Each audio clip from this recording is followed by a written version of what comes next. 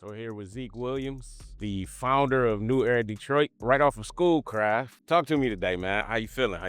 Feeling good, man. You know, we about to get into our busy season. You know what I mean? Summer times, man, we are extremely active in the community, out in the neighborhoods. All of our programs are direct neighborhood service programs, which we call mud routes, where we bring everything directly to the doorsteps of the people in the community.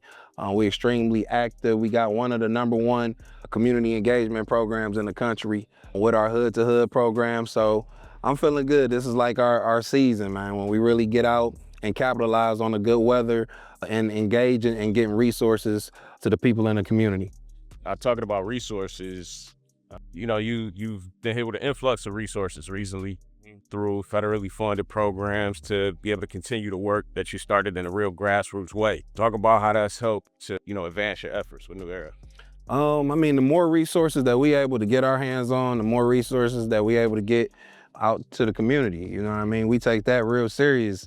We do have, like I said, the #1 engagement program in the country. So just in saying that, with our engagement numbers being so high, and if we have the resources, being able to take them to the doorsteps, puts us in a position to empower the neighborhoods and empower the community. And essentially, that's what all of this is about. That's what we stand for as an organization and as a community, is being able to empower the community and empower the neighborhoods, man. Really be able to bring back, that love and feel in our community and hold people accountable for doing more in their own community. That's important for us. I mean, speaking of that, the city of Detroit is in a highly contested mayoral season this year. Mm-hmm. Where we're going to be electing a new leader different from the one that we've had for the last 12 years. We heard Mayor Mike Duggan in his final State of the City address talk about all of the great things that are happening from the city level in terms of funding for different programs, allocation of resources to the community. But that's from that perspective. What's your perspective on the state of the city of Detroit right now? I think it's a lot of positive going in the city. You probably wouldn't have got that answer out of me 5 years ago, but I think that the city is moving in the right direction, but it's still a lot of work to be done, particularly in the neighborhoods, right? Being able to get those resources, like I said, directly to the people in the neighborhood. When you think about what's the difference between Black communities or our communities and then the communities in the suburbs, it's the lack of resources. You know what I mean? Why do those neighborhoods thrive? Because they have all of the resources provided to them so that they're able to thrive. They got the good schools, they got, all of the good, the neighborhood programs, they got all of these things that help their communities thrive. For us, we have to really focus in on getting those resources to the community and also engaging. We got to shift the energy in our neighborhood. So I always tell people we work on some of the silent things that you might not see on the scoreboard. So morals, ethics, code, respect, being able to be people of respect in our communities so that, we are and do have an understanding of, let's take care of ourselves, let's hold ourselves accountable. So when it comes to holding other people accountable, we got our stuff together. You know what I mean? Right. Mm-hmm. You said that the answer you just gave wouldn't have been your answer 5 years ago. What's changed between then and now to make you see things or have a different perspective? The work, man. Like I said, we in our 11th season, and I know how much impact and influence we've been able to have as an organization on the ground, man, to shift the energy in the community in the city of Detroit. I can even go further than 5 years ago when we first started, roughly 11 years ago, when it was a real dark place to be here. Nobody was speaking positive, nobody was doing positive things in the city, especially in regards to, the younger generation. It was just, it was a huge void. So, getting more people active. I hear more people now talk about community. Okay, let's do something positive. You just hear it everywhere you go. It don't matter. I get people come up to me all the time, talk about all the positive attributes that's going on in the city. And then also, some of the things that they would like to contribute. You just didn't hear that, moving back in 5 years ago, 10 years ago, people wasn't even in that mindset to want to do more. So I can just look at the energy shifting, the people wanting to do more out in our communities. And I can attest to that, saying, okay, this is a positive this positive motion in the city. And then also just making sure that we able to, see some numbers. We work in the crime and violence area too. We've seen a huge decrease in crime and violence in the areas that we work in, and just, focusing in on that. But I always tell people crime and violence isn't just going out talking to people that's doing, the bad stuff in our community. And, crime and violence is really essentially conducive to the environment. So if we don't shift the environment, we don't shift the energy and work on the environment and the people in it, to hold people more accountable for standing up and doing more. I always tell people, when we talk about all of the people that do wrong and do bad in our community, a very small percentage of people that do wrong and people that do bad in our community. It's way more people out here with positive attitudes that want to do more, that want to see more, but the people that's doing the bad stuff, they a lot more active than the people that's, out, that's not out in the community getting involved. So the more people that we get involved to shift that mindset and to shift that energy, the better we'll be as a community. We just got to get more people involved and more people activated. How do you do that? Engagement. And then once again, we live in an era where you can talk people head off. You know what I mean? People will do this all day. Yeah, we got to do this. Well, we need to do this. The good thing about our organization is that we come from a perspective of actually being able to do the work. We teach from the art of doing, you know what I mean? Like, it's easy to be charismatic and, get behind a podium or whatever and tell people like, oh, we got to do this and we need to do that, but showing and proving. So with our programs, being able to get out on the block, out in the community, I feel that, we put ourselves in the position now, being 11 years, people say, I see y'all in the community. It's not, I hear y'all. You feel me? I see y'all. And that right there is the type of leadership that is going to help change the whole landscape of our neighborhoods and our community. The more people see, the more people will do. People been doing this we've been doing this for the past 40, 50 years. Yeah. You know what I mean? And without the action, without the leg work. So people want to ask you on that. Yeah. How do we demand that from our next leader? Like the do and don't just say. Yeah, accountability. So once again, we got to be able to check track records. I want everybody to do their due diligence and see what some of the things that they've done in the past, not empty promises. We shouldn't just look at, okay, what you're telling me that you're going to do. Let's check your background. Let's see some paperwork. What have you done? What have you contributed over the past 5 to 10 years to the city of Detroit? That's very important. People are jumping these races, haven't done a lick of work, and then talk about, okay, well, I know I want to do this for the community, or do bare minimum. You can't come from a bare minimum space and want to lead, one of, the blackest cities in America. It's a major city. We can't play around with this and all the resources that we do have coming to the city of Detroit. We got, a $2 million budget or something like that in the city. So a $2 billion, dollar budget, in the city of Detroit. That's a lot of money. That's a lot of resources. So you got to be adequate in business, and then you got to be adequate in people.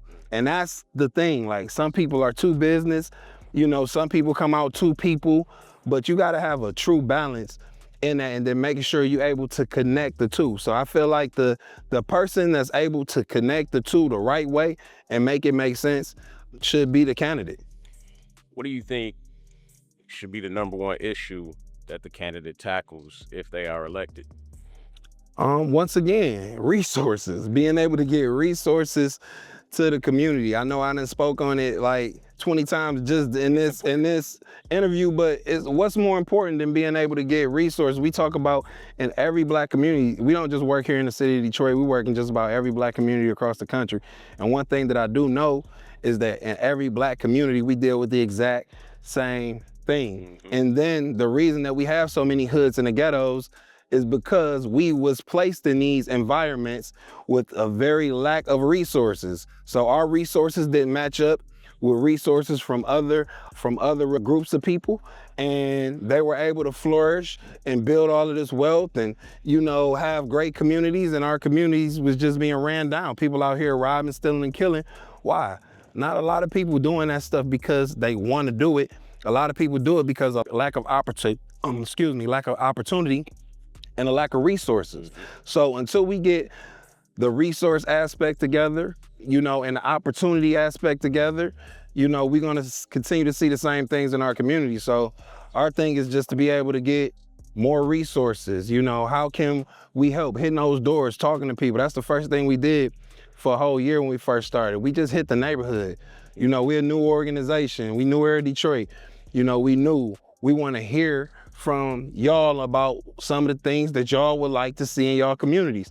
And then from that, we built all of our programs from what the people told us.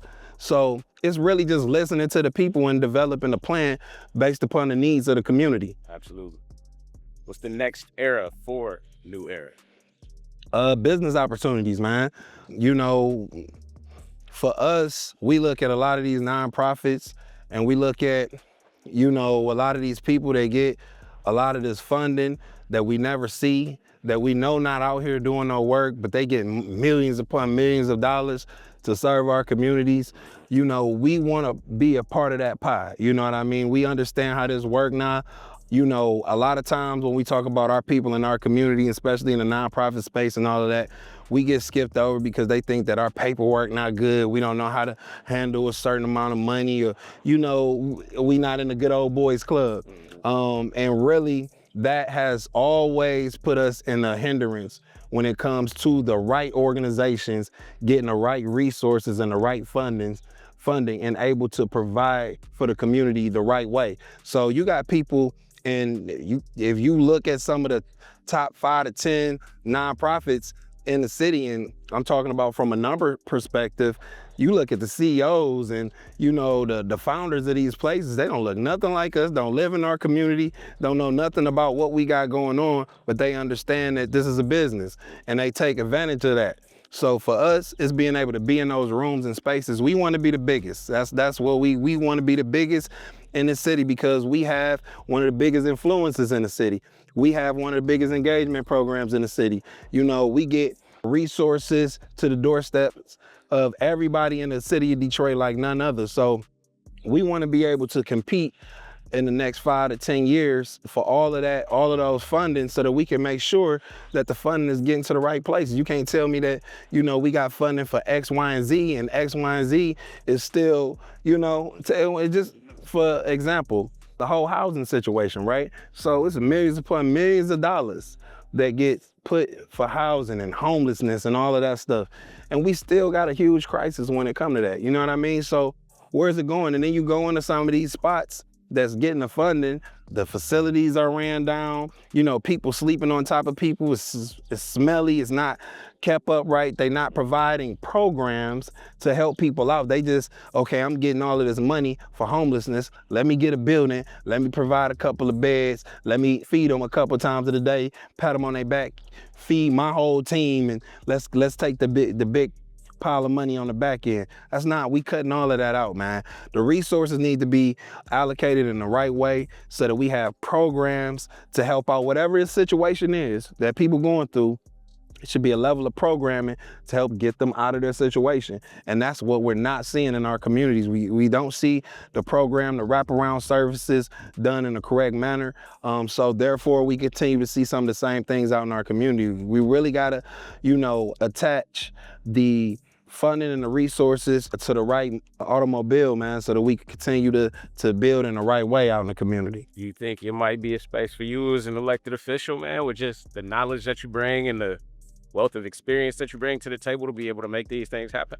I feel that I'm not really big on the politics, you know what I mean? I would say never, but just at this particular time, nah, not at all, man. I love the work that I'm able to do in the streets and on the ground, and then building influence. Not to say that we won't have influence on, who are sitting, the people that are sitting in the seats, which we will. That's why every day, the number one thing, we get inbox full of people. I see people out everywhere. Man, who you got? Who we going with? Who we going with for mayor? Like that, I get that. Like people ask me that. I hear this question at least 30, 40 times a day. Like, Zeek, who we going with? Who we backing? Who we putting our support behind? And to me, that's a level of power too that I don't overlook. I can have influence from my perspective and then work with whoever is in office, to make sure that we making the right decisions on behalf of the people. I like that position, but I'm a free man, and I want to keep it that way.